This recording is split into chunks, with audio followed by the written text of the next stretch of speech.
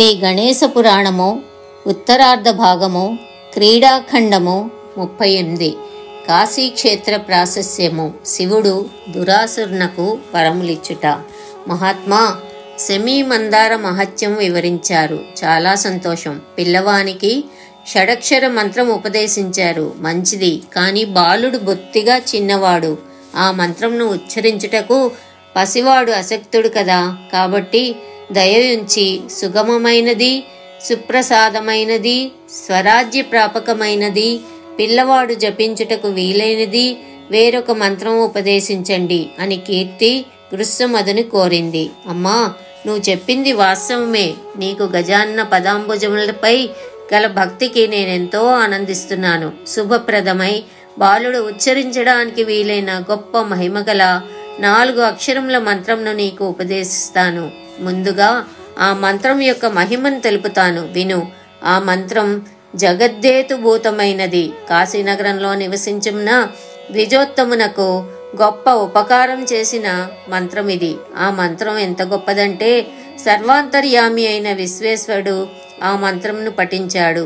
జగత్పాలన కొరకు జనార్దనుడు, జగత్ సర్వము కొరకు సృష్టికర్త, శత్రు సంహారం కొరకు ఇంద్రేశ్వరులు, వారి వారి వ్యాపారములు కొనసాగించడానికి సూర్యుడు, వరుణుడు, చంద్రుడు, యముడు, బృహస్పతి, ధరాతలము ధరించే శక్తి సామర్థ్యముల కొరకు శేషుడు, అగ్ని, వాయువు, స్థావరములు, జంగమములు, ఋషులు ఆ స్వామిని ఉపాసించారు. ఆ స్వామియే ఢుండి గణపతి. అఖిలేశ్వరుడగు ఆ ఢుండి గణపతి అపార గుణ సంపన్నుడు. ఆ స్వామి గుణగణములు వర్ణించుటకు బ్రహ్మ, విష్ణు, మహేశ్వరులకు సైతం శక్యం కాదు. అతన్ని సమీపత్రములతో పూజిస్తే నీ కుమారునకు తన రాజ్యభాగం తప్పక వస్తుంది. శత్రువులను అవలీలగా జయిస్తాడు అని గృత్సమధుడు కీర్తితో చెప్పాడు. అంత కీర్తి మహాత్మా, తమరు అన్యదా భావించకపోతే నాదో చిన్న మనవి. ఆ ఢుండి రాజు మహిమ తెలుసుకోవాలని నా మనసు ఉవ్విళ్ళూరుతోంది. స్వామి ఎందు నిమిత్తం కాశీలో ఉద్భవించాడు? అతడి పరాక్రమం ఎంత గొప్పది? అతనికి ఆ పేరెవరు పెట్టారు? ఆ స్వామిని పూర్వం ఎవరు అర్చించారు? ఈ విషయాలన్నీ దయచేసి నాకు వివరంగా చెప్పండి అని గృత్సమధుని అర్థించింది. అప్పుడు, ఓ మంగళస్వరూపిణి, నీ కుతూహలానికి నేనెంతో సంతోషిస్తున్నాను. పూర్వము స్కందుని ద్వారా నేను తెలుసుకున్న విషయాలన్నీ నీకు వివరంగా చెప్తాను. దుర్దక్షులగు రాక్షసులు ఆ స్వామితే ఎలా కడతీర్చబడ్డారో, తన మహిమ చేత ఎట్లు దివోదాసును పొందాడో, ఢుండి రాజును నామము ఎవరి వలన కలిగిందో ఆ వివరాలన్నీ నీకు క్షుణ్ణంగా చెబుతాను. స్కందుడు నాతో ఇలా చెప్పాడు. ఓ ద్విజశ్రేష్ఠుడా, అవిముక్తాశ్రమం యొక్క కథను చెప్తాను, విను. అది వినినంత మాత్రమే సర్వ పాపాలు తొలగిపోతాయి. తొల్లి కశ్యపునితో నారాయణుడు సృష్టి కార్యం చేయమని ఆజ్ఞాపించాడు. శ్రీహరి ఆజ్ఞ ప్రకారం కశ్యపుడు అనేక జీవరాశులను సృష్టించాడు. ఋషులను, పశువులను, స్థావర జంగమాదులను, అండజములను, స్వేదజములను, ఉద్భిజ్జములను, జరాయుజములను, మానుషాదులను సృష్టించాడు. అందు బ్రహ్మజ్ఞానులు వారి పుణ్య పరిపాకం వలన బ్రాహ్మణులుగా పరిగణింపబడ్డారు. అట్టి బ్రహ్మజ్ఞాన సంపన్నులచే ధర్మార్థ వ్యవస్థ లెస్సగా రక్షింపబడుతూ ఉంటుంది. దురాచారపరులు పాపపు యోనుల్లో పుడతారు.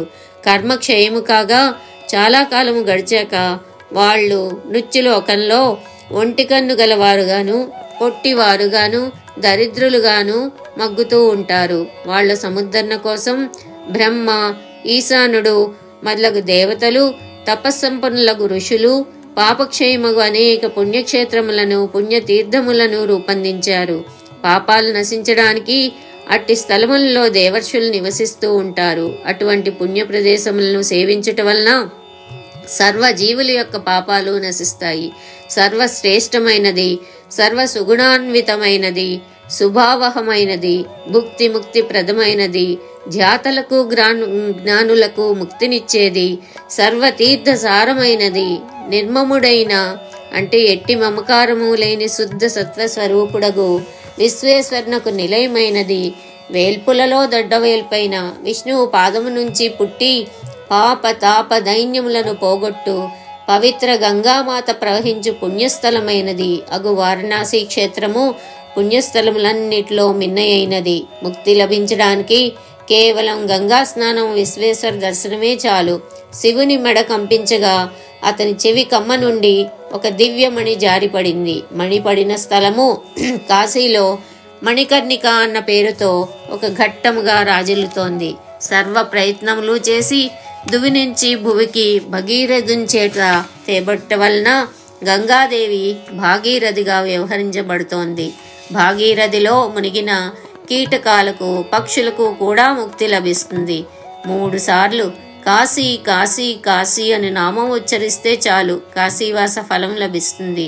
కాశీ క్షేత్రము భువిలో వెలసిన కైలాసము, ఆ దివ్యక్షేత్రము, ఆ పవిత్ర పుణ్యక్షేత్రము విశ్వేశ్వర నామాంకితుడైన సాంబశివునకు నివాస స్థానము. అతడే బ్రహ్మ, విష్ణువు, సూర్యుడు, చంద్రుడు, ఉమాధవుడు మొదలైన సర్వదేవతా స్వరూపుడు. ఆ కాశీ క్షేత్రము ఆది భిక్షువు మొదలు సర్వులకు అన్నం పెట్టే సదా పూర్ణయగు అన్నపూర్ణకు ఆవాసము.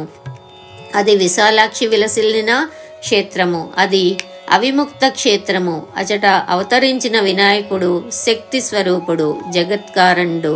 ప్రళయకాలమున విశ్వేశ్వరుడు తన త్రిశూలంపై కాశికా క్షేత్రమును నిలబెట్టాడు. ఒక్కడే అయిన శివుడు లోకానుగ్రహ కాంక్షతో సద్యోజాత, తత్పురుష, అఘోర, వామదేవ, ఈశాన అను 5 రూపాలతో వెలుగందు దివ్యక్షేత్రం వారణాసి. భక్తులను కాపాడుతూ వారి కోర్కులను తీర్చే ఆదిదేవుడు విశ్వనాథుడు ఆ క్షేత్రనాథుడు. సర్వసమత్వం ఈ క్షేత్రం యొక్క ప్రత్యేకత. ఇక్కడ భేదం పాటించినవాడు నరకాగ్నికి పొందుతాడు. ఈ క్షేత్రాన్ని నిందించిన వాడు 21 బ్రహ్మవత్సరాలు నరకంలో ఉంటాడు. అక్కడ ఒక పర్యాయం దురాసదుడను పేరు గల భస్మాసురసుతుడు అసుర గురువకు శుక్రాచార్యుని ఆశ్రయించి శివపంచాక్షరి మహామంత్రాన్ని ఉపదేశం పొంది బొటన వేలుపై నిటారుగా నిలబడి నిరాహార దీక్షతో 1000 దివ్య సంవత్సరాలు ఘోర తపస్సు చేశాడు. బాహ్య స్మృతి లేకుండా దురాసదుడు తపోదీక్షలో ఉండగా వాడిపై నిలువెత్తున పుట్టలు మొలిచాయి. కేవలం కన్నులు మాత్రమే బయటకు కనబడుతున్నాయి. వాడి తపస్సుకు మెచ్చి 10 చేతులు 5 ముఖాలతోనూ మెడలో రుండమాల ధరించి త్రిశూలము, డమరుకము చేతబూని జటాజూటముతోనూ శిరస్సు ధరించిన నెలవంకతోనూ అంకస్థిత అపర్ణతో కృపావిష్ణుడై ఆ దైత్యుని ఎదుట సాక్షాత్కరించాడు సాంబశివుడు. అలా ఘోర తపోదీక్షలో ఉన్న దైత్యునితో, వత్సా లే నా కోసం ఘోర తపస్సు చేసి చాలా కష్టపడ్డావు. నీకేం వరాలు కావాలో కోరుకో, తప్పక తీరుస్తాను అని అన్నాడు ఆ అసుతోషుడు.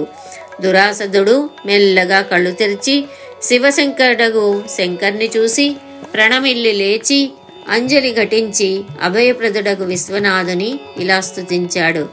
త్వం జగత్కారణం దేవ పరమానంద విగ్రహః క్షరాక్షరాతీత తనుః గుణత్రయ వికారకృత్ గుణాతీతో జ్ఞానమయో వ్యక్తావ్యక్త విధానవిత్ మునిధ్యేయతనుః సర్వభక్తానుగ్రహకారకః బ్రహ్మాండానాం అనంతానాం హేతుః శ్రేయస్కరః సతాం అఖండానందపూర్ణస్త్వం అమోఘ ఫలదాయకః సర్వాధారः సర్వసహః సర్వశక్త్యుపబృంహితః పృథివీవాయు సలిల వహ్ని తేజస్వరూపవాన్. దీని భావార్థం ఏమంటే, దేవదేవ, శంకర, జగత్తుకు కారణమైన వాడా, మూర్తిభవించిన పరమానంద స్వరూప, నీవు క్షరాక్షరములకు అతీతమైన తనువు ధరించిన వాడవు. సత్వ రజస్తమములను 3 వికారములు కలగజేయువాడవు. ఆ 3 గుణాలకు అతీతుడవు, జ్ఞానమయుడు, వ్యక్తావ్యక్త విధానం ఎరిగిన వాడవు. నీవు మునుల ధ్యానమూర్తివి, అందరు భక్తులను అనుగ్రహించేవాడవు. అనంతకోటి బ్రహ్మాండములకు కారణభూతుడవు, సత్పురుషులకు శ్రేయస్సునిచ్చువాడవు. నీవు అఖండానంద పూర్ణుడవవు, అమోఘములైన ఫలములనిచ్చువాడవు. సర్వమునకు నీవే ఆధారుడవు, సర్వ తేజోమయుడవు. సర్వశక్తులు నీలోనే లెస్సగా పెరుగుతాయి. నీవు పంచభూత స్వరూపుడవు. ప్రభో విశ్వనాథ, ఇప్పుడు నా జన్మ తరించింది, నా తపస్సు ఫలించింది. సాక్షాత్తు నీ రూపం వీక్షిస్తున్నందుకు నా నేత్రములు ధన్యమైనాయి. నా పితరులు తరించారు, నా పాపాలు నశించాయి. యోగీంద్రులు, వేదాలు కూడా నిన్ను సంపూర్ణంగా తెలుసుకోలేవు. నాకు వరాలు ప్రసాదించడానికి నీవే సమర్థుడవు అని దురాసురుడు విన్నవించాడు. అప్పుడు శివుడు, భక్త, నీకు కావలసిన వరాలు కోరుకో, తప్పక తీరుస్తాను. నీ తపస్సుకు, నీ స్తోత్రానికి నేను సంతోషించాను అని చెప్పాడు. దేవదేవా, శంకర, నాకు బ్రహ్మ విష్ణువులచే గాని, యక్ష రాక్షస పిశాచాల వల్ల గాని, దేవదానవ కిన్నర్ల వల్ల గాని, ముని మానవ గంధర్వ సర్పాదులచే గాని, వనచరముల వలన గాని మృత్యువు లేకున్నట్లు వరం ప్రసాదించు అని దురాసదుడు వరాలు కోరాడు. అంత శంకరుడు, ఒక్క శక్తి తప్ప ఇంకెవ్వరూ నిన్నేమీ చేయలేరు. శక్తి తేజోద్భవుడు మాత్రం నిన్ను జయించి తీరుతాడు. నిన్ను తరిమి కొట్టి పట్టి తన పాదమును నిరంతరం నీ శిరస్సుపై ఉంచుతాడు. నా యందు నీ భక్తి దృఢతరం అవుతుంది అని చెప్పి అంతర్ధానమయ్యాడు. దురాసురుడు అమితానందంతో తన సదనానికి మరలిపోయాడు. దురాసురుడు శంకర్ని ప్రార్థించిన శ్లోకాలు పఠించిన వాడు సర్వ కామ్యాలను పొందుతాడు. 38వ అధ్యాయం సమాప్తం.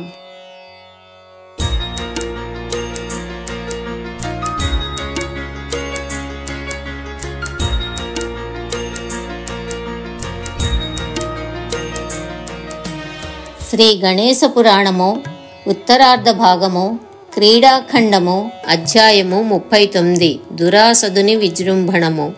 దైత్యరాజు శివుని వలన పొంది వరగర్వంతో సమస్త భూమండలాన్ని జయించడానికి తన గుర్రం ఎక్కి బయలుదేరాడు. నున్నగా జుత్తు దూకున్నాడు. చెవులకు దగదగ మెరిసే కుండలాలు ధరించాడు. వాడైన కత్తిని చేత పట్టుకున్నాడు. విల్లంబులు గదా పట్టుకున్నాడు. మెరిసిపోతున్న మేలిమి బంగారు హారాన్ని మెడలో ధరించాడు. సుగంధ ద్రవ్యాలతో కూడిన తాంబూలం వేసుకున్నాడు. నొసట కస్తూరి తిలకం దిద్దుకున్నాడు. విలువైన వలువలు ధరించాడు. గజ తురగ సైనికులతో కూడిన అసంఖ్యాకమైన సైన్యం వెంటరాగా యుద్ధ సన్నద్ధుడయ్యాడు. తన గుర్రమున కిరుపక్కల బలాఢ్యులైన 2 రక్షక భటులు తమ తమ గుర్రాలనెక్కి ఆ దైత్యుని అనుసరించారు. దురాసురుడు విజృంభించి అనేక రాజ్యాలు కొల్లగొట్టి ధనరాశులను రత్నరాశులను తన రాజధానికి తరలించాడు. తాను కైవసం చేసుకున్న రాజ్యాలలో తన ప్రతినిధులను నియమించాడు. యుద్ధంలో ఓడిపోయిన వారిలో కొందరు పలాయనం చిత్తగించారు. కొందరు వాడికి లొంగిపోయారు. తర్వాత వాడి కన్ను ఇంద్రనగరంపై పడింది. వాడు శివుని వద్ద వరాలు పొందిన విషయం తెలుసుకున్న ఇంద్రుడు కుటుంబంతోనూ దేవతలతోనూ కలిసి అమరావతిని విడిచి కొండగుహల్లో తలదాచుకున్నాడు. అదేవిధంగా విష్ణువు వైకుంఠమును విడిచి పాలసముద్రం పాలై లక్ష్మీదేవి తొడపై తలపెట్టుకుని నిద్రపోయాడు. ఇక వరాలొసకి కష్టాన్ని నెత్తి తెచ్చుకున్న కపర్ధి కైలాసాన్ని విడిచి కాశీక్షేత్రమును ఆశ్రయించాడు. అలాగే బ్రహ్మ కూడా తన స్వస్థానానికి విడిచి పారిపోయాడు. వేల్పులు వారంతట వారు విడిచి వెళ్లిన లోకాలలో దైత్యుడు అతి బలాఢ్యులైన తన దూతలను రాజప్రతినిధులుగా నియమించాడు. లోకంలో ముకుందపురముని ఖ్యాతి చెందిన భస్మాసురపురం రాజధానిగా చేసి తన ఏలుబడి సాగిస్తూ వచ్చాడు దురాసురుడు.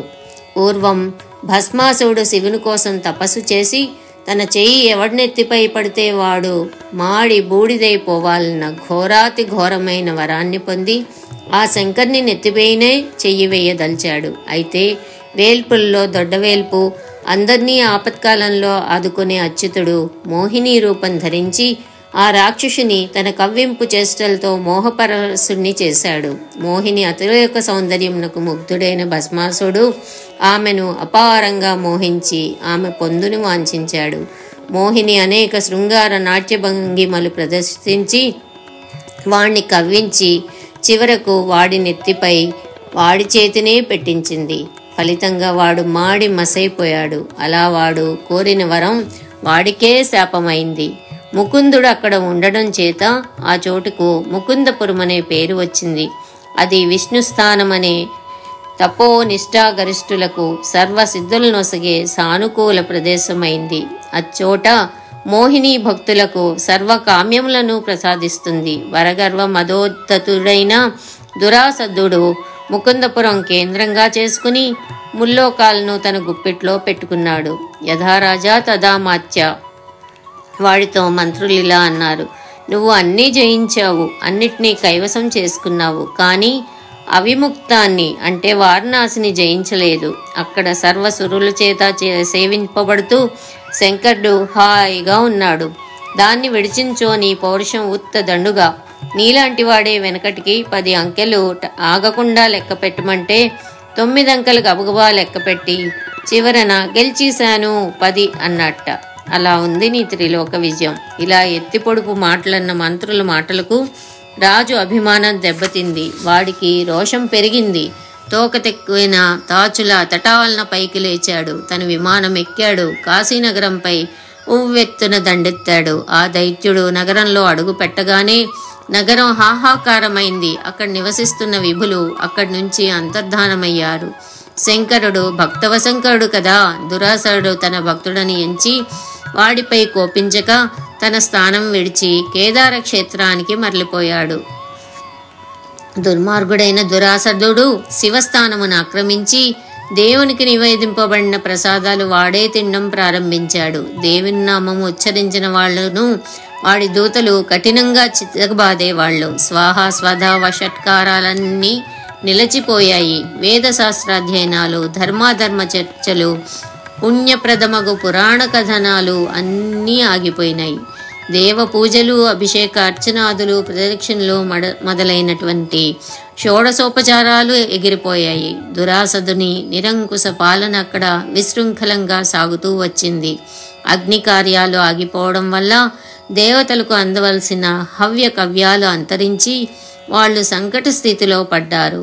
39వ అధ్యాయం సమాప్తం.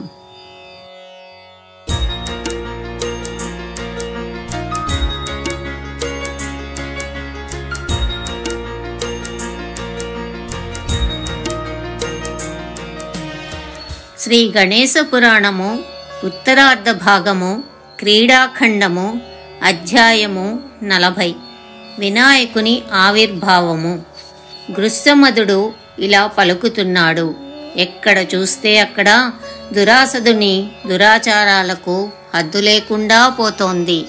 దేవర్షులందరూ కేదారమునకు వచ్చి బ్రహ్మను శివుని ఉద్దేశించి ఇలా మొరపెట్టుకున్నారు: చతురానన పంచముఖులారా, చూశారుగా, అందరము పదభ్రష్టులమాయాము.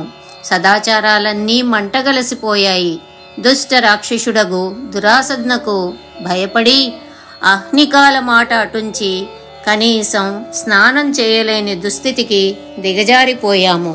వాడు వరగర్వంతో త్రిలోకాధిపత్యం వహించాడు. వాడు అంతమయ్యే మార్గం ఆలోచించాలి. ఏ దయామయుని వలన తిరిగి లోకానికి క్షేమం కలుగుతుందో కదా, ఆ విషయం గురించి ఇప్పుడు ఆలోచించాలి. దేవర్షుల మొర విని వాణీనాథుడు: ఓ దేవర్షులారా, వాడు అంతమందే ఉపాయం నేను చెబుతాను. ఆ దురాత్మునకు అంబికాపతి ఇచ్చిన వరాలను బట్టి చూస్తే త్రిలోకాలలోనూ వాణ్ణి జయించగల సమర్థుడు ఇప్పుడు లేడు. నేను జగత్సృష్టిని, విష్ణువు తత్పాలనను, శివుడు తల్లయమును ఏ దేవదేవుని ఆజ్ఞకు లోబడి నిర్వహిస్తున్నామో అతడే గుణత్రయ విభాగకర్త అయిన మహాగణపతి. అతడు విశ్వవ్యాపి అయి తన మాయ చేత ఈ విశ్వాన్ని నడిపిస్తున్నాడు. వాస్తవానికి అతడే విశ్వకర్త, విశ్వభర్త, విశ్వహర్త. అతడు నిర్గుణుడు, సగుణుడు కూడా అతడే. పరబ్రహ్మ పరాత్పరుడు శివశంకరుడు. ఆ ప్రభువు పార్వతీదేవి గర్భంన జన్మిస్తే ఆ శక్తిశూనుడు దురాసదునకు చరమగీతం పాడుతాడు. విశ్వశ్రేయస్సు కోరి మనమందరం ఆ ప్రభువును ప్రార్థిద్దాము. అందుకు ముందుగా జగద్రక్షిక అయిన శివవల్లభను ప్రసన్నం చేసుకోవాలి. ఆ జగన్మాత తేజస్సు నుంచి ఉద్భవించిన బాలుడు దురాసదుని అంతం చేస్తాడు. శంకరుడు ఆ దైత్యునకు వరాలిస్తూ ఆ విషయమే వాడికి రూఢిగా తెలియచేశాడు అని వివరించాడు బ్రహ్మ. బ్రహ్మ పలుకులు విని దేవర్షులు మిక్కిలి సంతోషించారు. అందరూ జగన్మాతను ఇలా ప్రార్థించారు: न तास्महे त्वां जगदेकहेतुं परात्परां विश्वविचित्रशक्तिं न तास्महे त्वां जगदेकहेतुं परात्परां विश्वविचित्रशक्तिं अचिन्त्यरूपां त्रिदशैरशेषैः अशेषवन्द्यां त्रिगुणां गुणेशां धराधरां त्वां धरणीस्वरूपाम् आधारभूतां स्थिरजङ्गमानां त्रैलोक्यसारां त्रिगुणादिभूतां त्रयीतनुं त्वां त्रिदशस्वरूपां न तास्महे देवि वरप्रदां त्वां विष्णोर्विमोहां पततां सुराणां न तास्महे देवि वरप्रदां त्वां विष्णोर्विमोहां पततां सुराणां भक्तार्तिहन्त्रीं सकलार्धदात्रीं त्रैलोक्यकर्त्रीं निखिलार्धगोप्त्रीं भक्तार्तिहन्त्रीं सकलार्धदात्रीं त्रैलोक्यकर्त्रीं నిఖిలార్థగోప్త్రీం.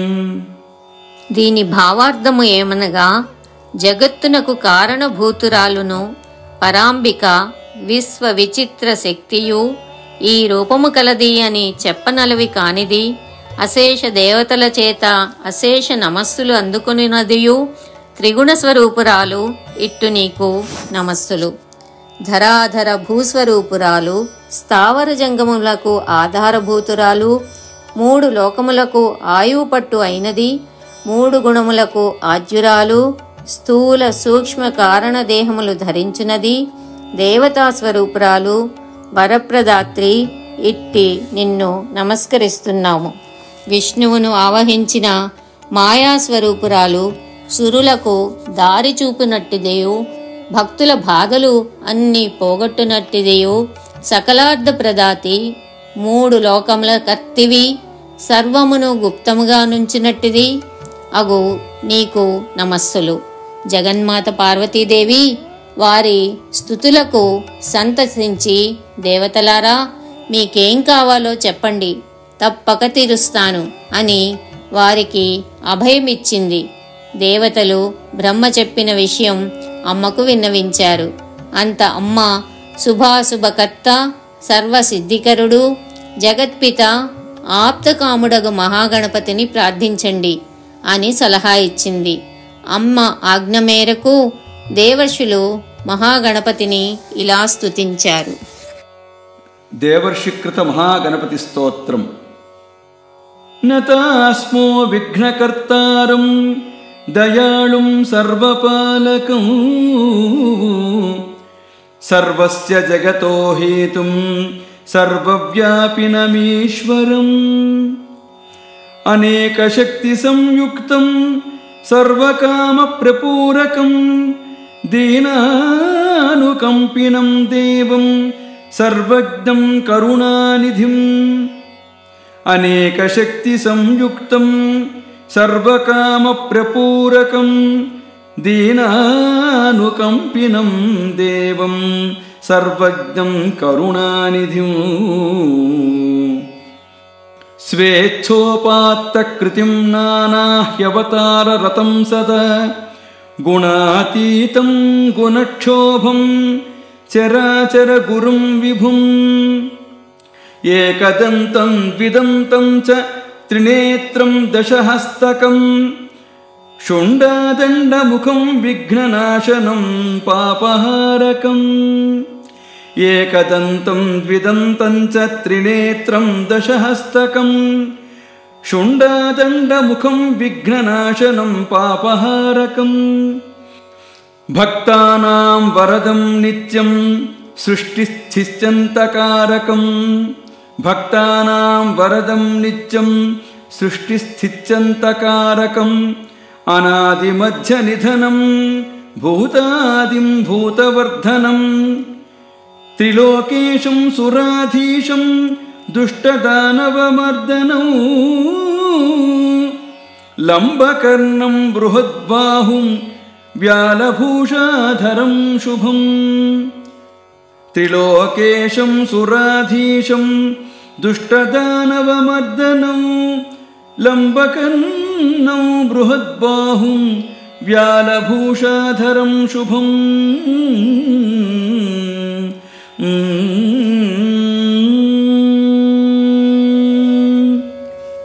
దీని భావార్థమేమనగా విఘ్నకర్త, దయాళువు, సర్వపాలకుడు, సమస్త జగత్తునకు కారణభూతుడు, సర్వవ్యాపియు, సర్వులకు ప్రభువు అగు మహాగణపతి నమస్కరించుచున్నాము.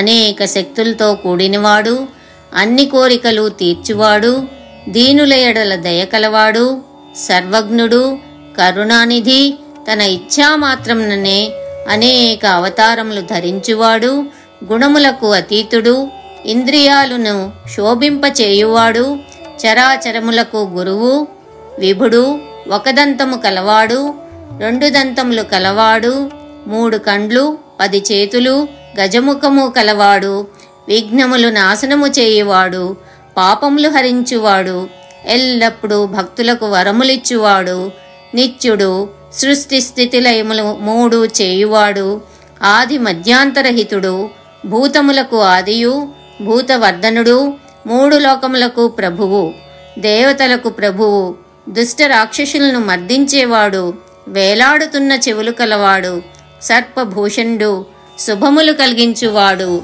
అగ్నిరూపుడు అగు గణేశునికి నమస్సులు.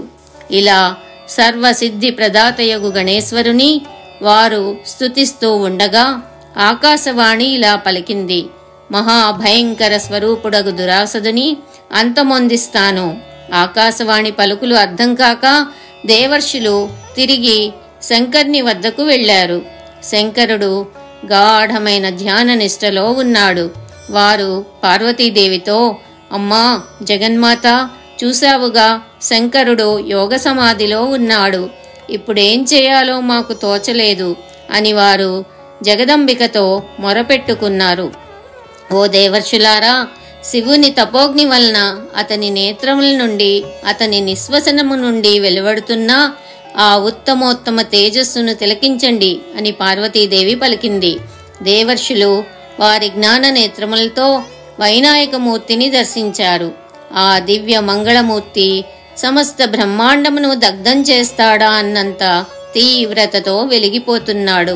ఆ తేజోమూర్తి అజ్ఞానమును పోగొట్టే దశబాహులు, కోటి సూర్య ప్రభల నదక్కనిచ్చే రత్నకిరీటము, విద్యుత్తు వలె ప్రకాశిస్తున్న కర్ణకుండలములు ధరించి, నొసట కస్తూరీ తిలకము, భుజాన యజ్ఞోపవీతము, 10 చేతుల్లో 10 ఆయుధములు ధరించి చక్కని మోముతో దుర్నిరీక్షంగా ఉన్నాడు. దేవతలు స్వామిని ఇలా స్తుతించారు: ప్రభూ, నీవు నిరామయుడవు, నిరాభాసుడవు, నిర్వికల్పుడవు, అజరామరుడవు, స్వస్వరూపుడవు, సర్వేశ్వరుడవు, స్వప్రకాశకుడవు, జగన్మయుడవు, జగదాధారుడవు, బ్రహ్మస్వరూపుడవు, సర్వశుభములను ఇచ్చే చల్లని చూపు గలవాడవు, పురాణ పురుషుడవు, జ్ఞానమూర్తివి, వాచామగోచరుడవు. మేము ధన్యులమయ్యాము, మేము ధన్యులమయ్యాము. దేవతలు స్తుతించిన తర్వాత జగజ్జనని పార్వతి, సచ్చిదానంద విగ్రహ, నిర్గుణుడవు, నిరాకారుడవు, అవ్యయుడవు, సర్వవ్యాపివి, జగత్కారణ కారణవు అగు నీకు సర్వ దైత్య సంహారము కొరకు నీవు ఆకారము దాల్చేవు. ఈ చరాచర జగత్తును రక్షించుటకు నువ్వు నా ఇంట అవతరించవయ్యా మహాగణేశ్వర అని స్వామిని పూజించి తన వాహనమైన సింహమును ఆ స్వామికి సమర్పించింది. సర్వుల కోరికలు తీర్చుటకు స్వామి వక్రతుండ నామాంకితుడై నిస్సపత్నుడై ఒక్కడు అవతరించాడు. 40వ అధ్యాయం సమాప్తం.